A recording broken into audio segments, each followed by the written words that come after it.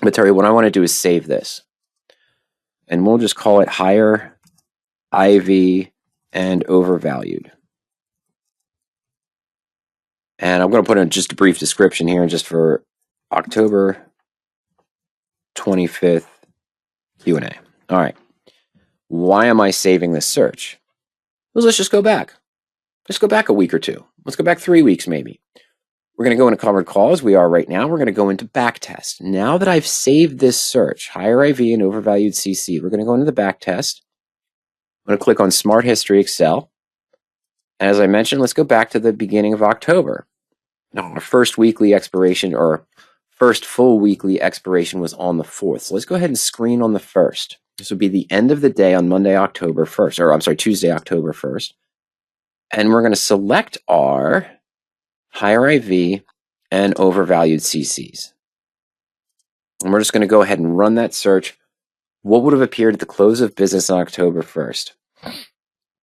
And we've got food to, oh, the one thing I should have done and I didn't do, that's okay.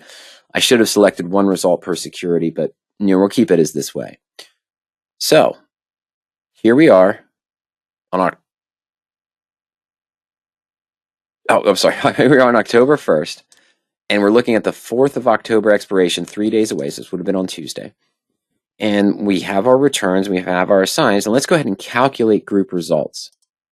And what this is going to do is show us what is the total return of those covered call positions.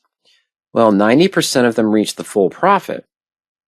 And the average return was 1.3% because Zim, they probably had their dividend. Right? Zim, I think, pays a high dividend, if I'm not mistaken. So they might have paid their dividend. The stock dropped from $24.32 down to $18.95. Could have been some other factors as well. But even with that high 6% downside protection, this covered call still took a 17% loss. Most of these are 2.5%, 3%, 4% returns. But hey, 90% return, 1.3%. But the market was up during those 3 days, 1.2% for QQQ, 0.7% for SPX. So it was an up trading week, unlike in the past couple of weeks we've seen. So 90% success rate. Let me jot that down, Terry, 1 second. 90% success rate and 1.3% return. Now, let's just go ahead and go to the next week. So we just ran it for the 4th expiration. Let's go back to October. Let's go to October 7th. And this will be for the 15th expiration. Let's run our same higher IV search. So, October 1 to 4th, 90% success rate, 1.3% return. Some of the same positions, Futu, BILI, JD. That's a new one, I think. I didn't see it. XPeng was on there. All right. And yeah, WB, WB was there on the first one. Roblox, I don't think, was there on that first screen. Remember, we are still avoiding earnings between now and expiration. Let's calculate those results and see what we get. And there's a lot more. 21 results matched it at this time. Ooh, a lot of red, huh? All right, so only 38% out of these positions were profitable on the second week for a loss of 2.3% of what we invested. At the same time, QQQ was up 2.3% and SPY was up 2%. Okay, during the time period from 10/7 to 10/11, October 11th expiration. Now let's just do one. Let's just finish off the month, okay, as far best as we can. So now we would have run it next on the 14th for the 18th expiration. I could do that actual Friday, but we're going to say, hey, we were assigned, we weren't assigned, we closed our positions on the 11th. Now we're going to open new weekly positions Monday and the 14th after we've licked our wounds or see where we stood or accounted for our money. Let's go ahead and run that.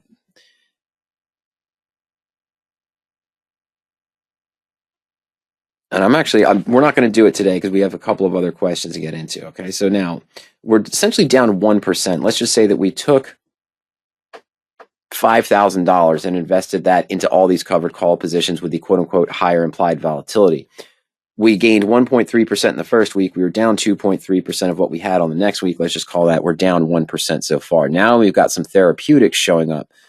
Numora, Capri, Alexis, and Avadel Pharmaceuticals. All right. I think I pronounced that wrong. Excelexis. I don't know that one. Let's calculate those results, folks. Let's see where we stand. There's only 5 or 6 trades that came in. All right. And during that cycle, wow, killer. We were up 6.6% positive. So now we're up to 5.6% positive with a 100% success rate, while SPX was break even and QQQ was down. All right.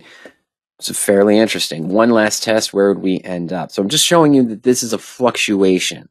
Is it good to have the higher implied volatility, see these higher percent of assigns? An average 1 week position with this default search averaging 6.6% on 6 trades is phenomenal for a weekly trade. But we saw how we could take, losses, one position taking a 17% loss as well, high losses, because it has high implied volatility for a reason. Something's out there that's scaring the market. This is to the 18th of expiration, so let's run this same little search, Terri, we created just a few moments ago. We started on the 21st to today. All right, so on Monday the 21st, what trades would have matched our criteria for today's expiration, and how did they perform? So right now we're up plus 5.6% for the month, looking at high implied volatility and, of course, high IV over HV. And nothing matched our criteria. Interesting. Okay, so let's scale some of this back. Let's just look for one here on IV over HV. And let's look for one here on Black-Scholes. So still looking for something that's overvalued. We took out the requirement for the SMA 50. And we're still 2% in the money. But let's see if we can find anything by just lowering those ratios a slight bit. There we go.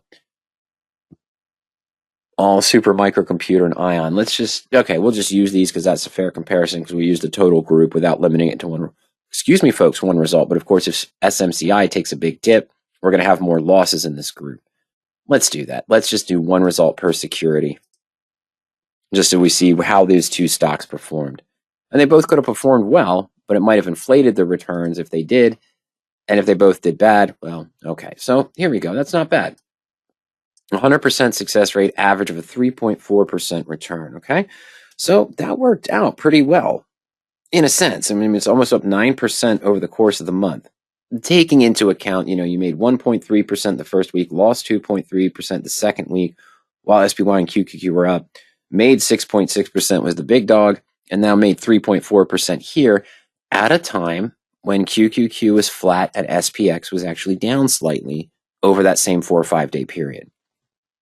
So there's something to be said, and there's nothing wrong with getting more bang for your buck, looking for that higher implied volatility. It's just a concern that you always have to keep in mind, that if an option on a security has a much higher implied volatility than the last 20 or 50 days stock volatility, it's usually implying that there's some news or some event coming forward that might not be earnings, might be a pending patent lawsuit. Naturally, the therapeutics, I was scared of those. You could see a pending phase 2 or phase 3 drug trial that comes out where the stock could move up 35%, or it could drop 87% because it's the only drug they have in the pipeline. Those are things you've got to consider. We want to research it and figure out why. But this panned out pretty well during the last month with those basic settings. I'm not saying I would suggest that. I'm always looking for something that's trading in an uptrend. And as we saw, we didn't have those results right there. But even though we went through that exercise, Terri, just to show how it worked, I didn't know how it was going to pan out. You probably thought I was setting it up to see failure. I didn't know. I wanted to see for myself. Sometimes we do it with the high implied volatility ranges and options with higher implied volatility, 105% of their IV range, greater than 1.4 implied volatility on the options, double what the average is across the market. And people are shocked when it shows high significant losses, whether you're doing butterflies or short straddles or short strangles. Oh, but I collected so much premium. How could I lose? Well, they were high for a reason. They were inflated for a reason, because some event or some news was coming up, a known event with an unknown outcome. Like I said, patent pending lawsuit, charges against the CEO, anything like that, changing of board directors, potential merger, which we would not have known, but there would be some hype about it somewhere, some discussion about it in the news or in the communities. So you want to do your due diligence is the bottom line here.